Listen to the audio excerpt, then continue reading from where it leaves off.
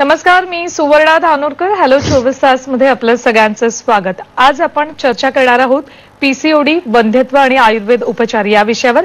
आणि आपल्याला मार्गदर्शन करणार आहेत या विषयातले तज्ज्ञ डॉक्टर प्रणील प्रताप ठाकरे. त्यांचं स्वागत करूयात. खूप खूप खूप स्वागत तुमचं स्टुडिओमध्ये.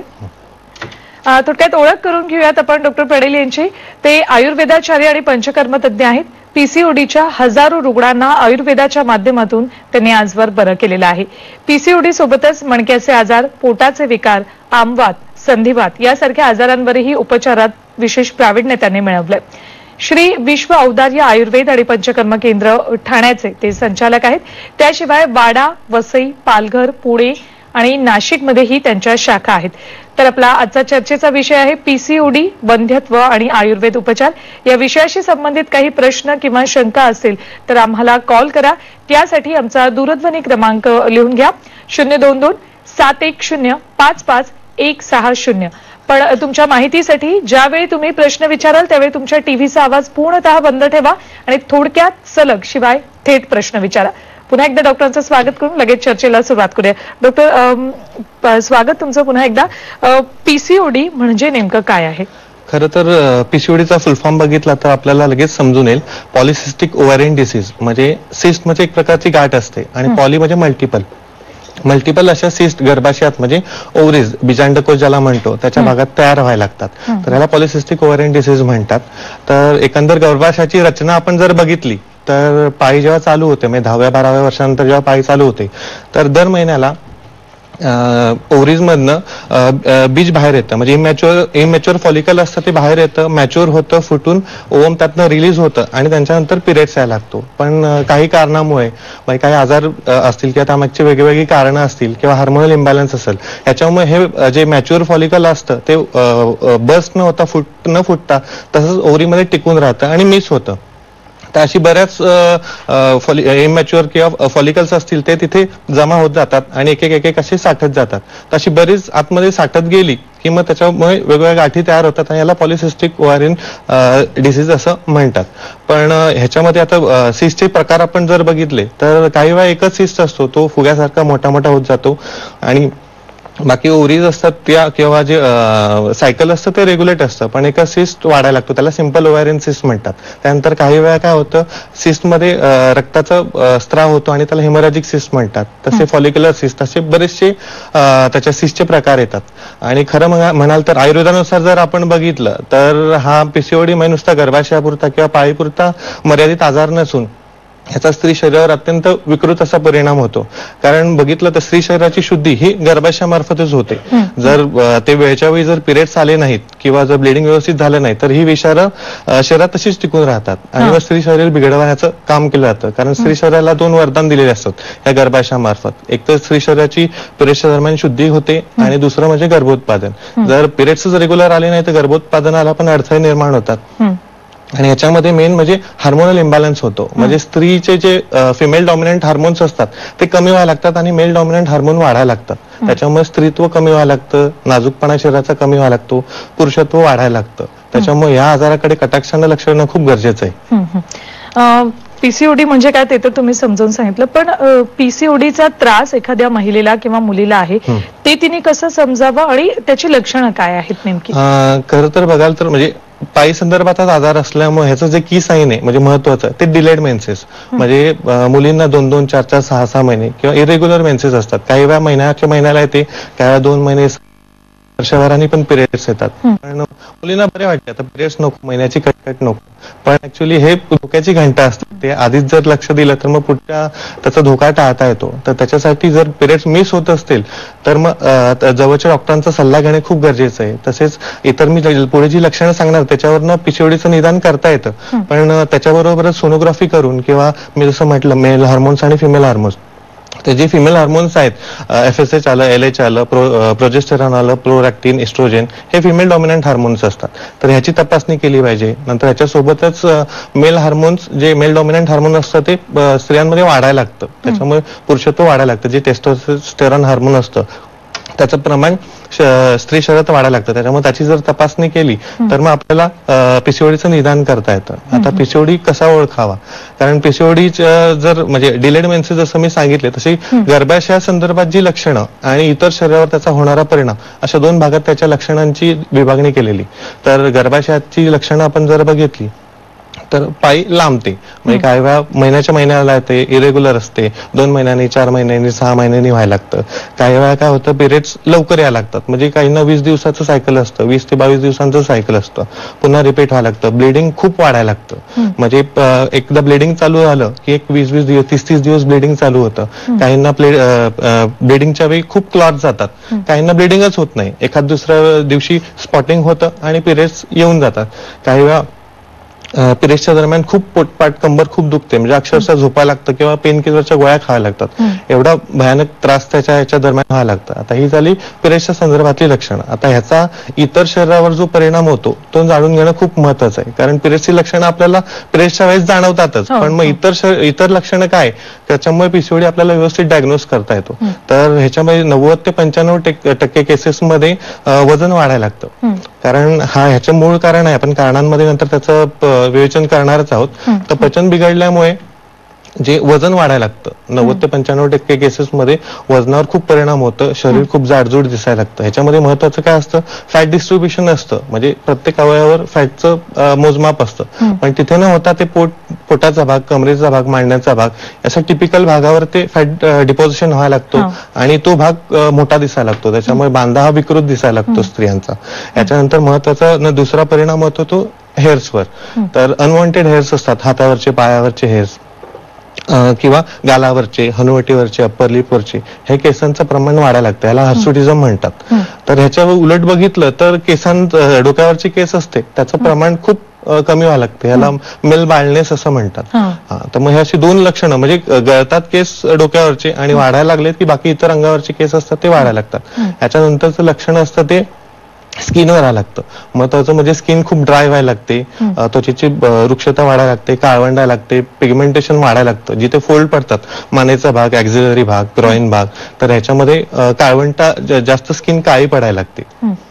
हे झाल्यानंतर त्याचा पायीच्या दरम्यान खूप चिडचिड व्हायला लागते, पित्ताचे त्रास खूप होतात, पचन बिघडायला लागतं, नंतर काही लोकांना कॉन्स्टिपेशन होतं, काहींना खूप जुलाब व्हायला लागतात. तर असं पोटाची विविध लक्षणं त्याच्यामध्ये जाणून येतात. तर ह्याच्या व्यतिरिक्त जसं मी म्हटलं, स्त्रीला 2 वरदान मिळालं, एक तर स्त्री शरीर शुद्धीशी संबंधित आणि दुसरं आता ते गर्भोत्पादन.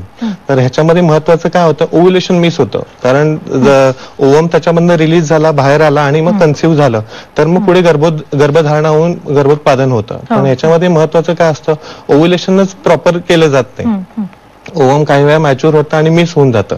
तर ह्याच्यामध्ये ओवम आणि स्पर्म ह्याच्या दोघांचं कॉन्टॅक्टच नाही आला तर मग ओव्ह्युलेशन इनफर्टिलिटीचे चान्सेस वाढायला लागतात. तर म्हणजे हा गर्भाशय झालं, पीसीओडी मध्ये ओव्ह्युलेशन इम्पेड व्हायला लागतं आणि त्याचा गर्भोत्पादनावर खूप वाईट परिणाम यायला लागतो. आपण या विषयावर बोलूया, पण एक प्रेक्षक आहेत आपल्यासोबत, त्यांचा काय प्रश्न आहे आपण जाणून घेऊयात. पुण्याहून स्वाती आहेत आपल्यासोबत. स्वाती, प्रश्न विचारा तुमचा. हा, हॅलो डॉक्टर, नमस्कार. नमस्कार. हा, मी पुण्याहून बोलतेय. डॉक्टर, मी 5 वर्ष झालेत माझ्या लग्नाला जवळपास. मी बऱ्याच ठिकाणी ट्रीटमेंट घेतली, सगळे डॉक्टर मला पीसीओडीचा प्रॉब्लेम सांगतात. मग मी म्हणजे रिपोर्ट तर सगळे नॉर्मल सांगतात आणि सोनोग्राफी केल्यानंतर पण त्याच्यामध्ये नॉर्मल सांगतात. आता 1-2 डॉक्टरांनी म्हणजे जवळपास मी पंचकर्म पण केलंय आणि आता मला लॅप्रोस्कोपी सजेस्ट केली आहे. मग पीसीओडी मध्ये गाठी दाखवतायत का सोनोग्राफी मध्ये? हा, नाही, तसं काहीच नाही सांगत डॉक्टर, फक्त म्हणतात की तुम्ही लॅप्रोस्कोपी करावी लागेल असं बोलतात.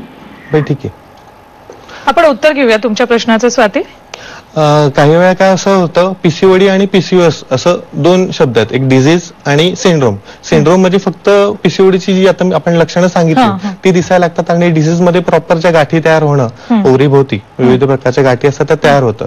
तर काही वेळा पीसीओएस मध्ये ह्या सिस्ट दिसत नाहीत, फक्त लक्षणं दिसतात, पिरियड्स इरेग्युलर व्हायला लागले.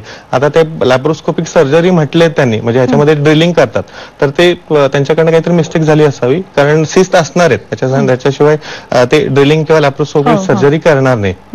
त्याच्यासाठी तुमचं योग्य निदान, कारण त्याच्या मागची कारणं काय ते जाणून घेणं खूप गरजेचं आहे. जर जवळच्या वैद्यांकडे जाऊन तुम्ही व्यवस्थित जर तुमची प्रकृती जाणून त्याच्या अनुरूप चिकित्सा घेतली तर तो नक्की बरा होतो. पीसीओडी आपल्याला पूर्णपणे छान बरा करता येतो. निश्चित आपण लक्षणांविषयी बोलत होतो या संदर्भातल्या. बर, तर आता दुसरं इनफर्टिलिटीशी संबंध आला तर ह्याच्यामध्ये नुसता ओव्ह्युलेशन एवढाच भाग इम्पॉर्टंट नसतो, कारण ओव्ह्युलेशन होऊन काही वेळा कन्सिव्ह होतं आणि रिपीटेड मिसकॅरेज व्हायला लागतात. म्हणजे काय होतं, ओव्हरीच्या बरोबर गर्भाशयाची हेल्थ ही तेवढीच इम्पॉर्टंट असते. कारण हार्मोनल इम्बॅलन्स झाला तर जे प्रोजेस्टेरॉन आणि इस्ट्रोजन जे हार्मोन आहे ते गर्भाशयाचं किंवा युट्रसचं जे लायनिंग मेंटेन करण्याचं काम असतं. म्हणजे शेवटचं एंडोमेट्रियमचं शेवटच्या ह्याच्यात सिक्रेटरी फेज असते. म्हणजे कन्सिव्ह होण्यासाठी त्याला तिथनं ते धारण करणं किंवा गर्भाशयात एकदा कन्सिव्ह झालं की त्याचं पोषण करणं. कारण कसं असतं, एखादं समजा बीज लावायचं, झाड लावायचं असलं तर त्याच्यासाठी बीज, माती, पाणी, हवा, सूर्यप्रकाश या सगळ्या गोष्टी महत्वाच्या असतात. जर आता ते सगळ्या म्हणजे आतमधलं जे एंडोमेट्रियम असतं किंवा गर्भाशयातलं आतलं जे क्लायमेट असतं ते व्यवस्थित असणं खूप गरजेचं आहे. नुसतं ओव्ह्युलेशन प्रॉपर झालं आणि कन्सिव्ह झालं पण जर गर्भाशयाची हेल्थच व्यवस्थित नसेल, कारण काही वेळा काय असतं, काही स्त्रियांमध्ये खूप उष्णता तयार झालेली असते आणि गर्भाशयाची ताकद खूप कमी होते किंवा पचनाचे विकार असतात, त्याच्यामुळे गर्भाशयाची ताकद खूप कमी होते. कन्सिव्ह व्हायला होतं, इझिली होतं, पण मग ते टिकत नाही. रिपीटेड पहिल्या, दुसऱ्या, तिसऱ्या महिन्यातच मिसकॅरेज व्हायला लागतात. तर त्याच्यासाठी ते गर्भाशयाचं बळ वाढवणं खूप गरजेचं आहे. त्याच्यासाठी तुम्ही जवळच्या वैद्यांकडे जाऊन ट्रीटमेंट घेणं किंवा आपले कुठे चुकते, आहारशैली कुठे चुकते, जीवनशैली कुठे चुकते ते व्यवस्थित करेक्ट करणं खूप गरजेचं आहे. आपण चर्चा करणार आहोत, पण एक प्रेक्षक आहेत आपल्यासोबत, त्यांचा काय प्रश्न आहे जाणून घेऊयात. आपल्यासोबत डोंबिवलीहून स्वप्न आहेत. स्वप्न, प्रश्न विचारा तुमचा. हा नमस्कार, मी स्वप्ना बोलते डोंबिवलीहून. मला प्रश्न असा विचारायचा आहे की माझी मुलगी 13 वर्षाची आहे. तिच्या पोटात वगैरे मध्ये मध्ये दुखत आहे, पण तिची अजून पाळी सुरू झालेली नाहीये. डॉक्टरांच्या मते मी सोनोग्राफी वगैरे करून घेतली पण ती नॉर्मल आहे. मग तिच्या पोटात मध्ये मध्ये का दुखत असतं? वय किती म्हटलं? 13 पूर्ण आहेत. आपण उत्तर घेऊया डॉक्टरांकडून. याच्यामध्ये पचनाचे विकार असतात. प्रत्येक वेळी पोट दुखतं म्हणजे ते पाळी संदर्भाचाच आजार आहे, कारण आता वय आहे पाळी यायचं. या एखाद दुसऱ्या वर्षात पाळी तिला 100% येणारच. पण आता पोटाचे आजार म्हणजे भूक व्यवस्थित लागते का, पालतं झोपतात का, झोपेत बडबड असते का, ही सगळी जंतांची लक्षणं आहे. तर जंत ह्या मुलांमध्ये, कारण कसं असतं 16 वर्षापर्यंत हे कफाचा काळ असतो आणि ह्या वयात पचनाचे विकार खूप बिघडलेले असतात, खाणं पिणं व्यवस्थित नसतं. त्याच्यामुळे पचनाचा विकार काही आहे का तो जाणून घेणं खूप गरजेचं आहे. त्याच्यामुळे पोट दुखत असणार आहे, कारण प्रत्येक वेळी पाळी संदर्भातच पोटात दुखतं असं नाही. त्यामुळे ती काळजी पण त्या संदर्भात डॉक्टरांकडून मार्गदर्शन घेणं सुद्धा आवश्यक आहे. पीसीओडी होण्यामागची नेमकी कारणं काय आहेत? कसं असतं, पीसीओडी झाला किंवा पाळी चुकली तर आपण बऱ्याचदा बोललं जातं की हार्मोन्स बिघडलेत किंवा हार्मोनल इम्बॅलन्स झालाय, हार्मोनचं काम बिघडलंय. तर म्हणजे त्यावेळेस जर पिरियड डिले झाले तर मग नजीकच्या डॉक्टरकडे जाऊन तात्पुरत्या ज्या पिरियड्स येण्यासाठीच्या गोळ्या असतात, त्या हार्मोन्सच्या टॅबलेट असतात, त्या जर घेतल्या तर मग सुरळीत होते. पण असं जर वारंवार व्हायला लागलं तर नेहमीच त्या गोळ्या घेऊन त्याचेही दुष्परिणाम खूप, कारण आर्टिफिशियल हार्मोन्स असतात, त्याचा विकृत परिणाम शरीरावर होत असतो. तर हे हार्मोन्स का बिघडतात तर ह्याची कारणं जाणून घेणं खूप महत्वाचं आहे आणि आयुर्वेदात ह्याचं वर्णन खूप सुंदरपणे केलेलं आहे. कारण आयुर्वेदानुसार शरीराची जी धाटणी असते किंवा रचना असते तर ती एकदम वेगळी सांगितलेली आहे. कारण कसं, आहार पचल्यानंतर किंवा शरीराची जी रचना असते ती 3 दोष, वात, पित्त, कफ, 7 धातू, रस, रक्त, मांस, मेद, अस्थमिचा, शुक्र आणि 3 मल, स्वेद, मल आणि मूत्र, ह्यात सगळ्या गोष्टींवर शरीर टिकून असतं किंवा हे शरीर चालवतात. तर ह्याच्यामध्ये महत्वाचं कसं असतं, जे आहार पचल्यानंतर, पचन झालं की आहारच तयार होतो. आहार रसानंतर रस, रक्त, मांस, मेद, अस्थि, मज्जा आणि शुक्र असे 7 धातू तयार होतात. पण स्त्री शरीरामध्ये पहिले जे 3 धातू असतात, रस, रक्त आणि मांस, हे खूप महत्वाचे असतात. कारण प्रत्येक उपधातूचे कसं असतं, एक सिस्टम असते आणि मग त्याचे सब पार्ट्स असतात. कारण मेन माणूस सगळी कामं करत नाही, त्याच्या अंडर बऱ्याचशा गोष्टी असतात. तसं रसाचं स्तन्य आणि आर्तव ह्या उपधातू असतात, म्हणजे हे सब पार्ट्स असतात, ते त्याची कामं बघत असतात. तर ह्याच्यामध्ये जे स्तन्य असतं ते आफ्टर डिलिव्हरी मिल्क प्रोडक्शन होतं, त्याच्यासाठी इम्पॉर्टंट असतात. किंवा सेकंडरी सेक्शुअल कॅरेक्टर्स मुलीमध्ये जे डेव्हलप होतात प्युबर्टी नंतर, मॅच्युरिटी नंतर, तर त्याचं काम ते स्तन्य करत असतं. कारण आफ्टर डिलिव्हरी झाल्यानंतर त्याचं काम नसतं, इतर वेळेस ते मेंटेन करण्याचं काम छान करत असतं. त्याच्यानंतर आलं आर्तव. आर्तव म्हणजे गर्भाशय किंवा ओव्युलेशन म्हणा, पायी संदर्भात सगळ्या ज्या गोष्टी असतात त्या आर्तव या उपधातूशी संबंधित असतात. त्याच्यानंतर रक्त आणि मांस. हा रस पचला, रसधातू तयार झाला की त्याच्यानंतर रक्त आणि मांस तयार होतं. तर गर्भाशयाची रचना बघितली असता गर्भाशयाची ही निर्मिती ही रक्त आणि मांस या धातूपासून तयार होते. तर ह्याच्यामध्ये पचन जर बिघडलं तर रसधातू तयार होणार नाही, रसापासून रक्त आणि मांस तयार होणार नाही. त्याच्या पुढचा धातू आहे मेद धातू. तर हे तिन्ही बिघडले ते मेद म्हणजे चरबी संदर्भात किंवा फॅट डिस्ट्रीब्युशन जसं आपण लक्षणांमध्ये बघितलं तर मग वजन खूप प्रमाणात वाढायला लागतं. तर वजन वाढल्यामुळे शरीराचा बांधा बिघडायला लागतो, दणकट दिसायला लागतात. तर पचन का बिघडतं हे खूप जाणून घेणं गरजेचं आहे. कारण आपली आजची जीवनशैली आहे, रात्री जागरण करणं, मोबाईल बघणं, ह्या गोष्टींमुळे किंवा काहींच्या नाईट शिफ्ट असतात त्याच्यामुळे जागरण होतं. स्लीप पॅटर्न चेंज झालेला आहे. रात्री झोप लागायला उशीर होतो किंवा लेट उठणं होतं, रात्री वेळी अवेळी खाणं होतं, fast food, junk food, Chinese food किंवा बेकरी प्रोडक्ट्स आहेत त्यांचं सेवन अति केलं जातं. तर ह्याच्यामुळे पचनावर घाला निर्माण होतो आणि पचन बिघडलं तर मग ह्या सगळ्या गोष्टींवर खूप विकृत परिणाम व्हायला लागतात. ह्याच्यानंतरच आणि कसं असतं हे जर बिघडलं तर मग गर्भाशय व्यवस्थित होणारच नाही ना आणि त्याचं पोषणच होणार नाही आणि मग ओव्युलेशन प्रॉपर होणार नाही. ओव्युलेशन प्रॉपर झालं नाही तर मग गर्भधारणेवर अडथळे यायला लागतात. कारण त्याच्यामुळे ह्या आपल्या म्हणजे प्रत्येक वेळी पीसीओडी झाला आहे मान्य, पण तो का झाला आणि का बिघडतो ते जाणून घेणं खूप गरजेचं आहे. त्याच्यामुळे इन्फर्टिलिटीचे केसेस खूप वाढत आहेत. आता कसं मगाशी जसं म्हटलं मी की गर्भाशयाची ताकद असते म्हणजे ओव्युलेशन प्रॉपर होतं पण गर्भाशयाची ताकद कमी असल्यामुळे ते कन्सिव्ह झालं तरी पण ते होल्ड करू शकत नाही. आपण या कारणांविषयी बोलूयात पण विश्रांतीची वेळ झाली. एक छोटीशी विश्रांती घेतोय. विश्रांतीनंतर ही चर्चा अशी सुरू राहील. कुठेही जाऊ नका, पाहत रहा हॅलो 24 तास.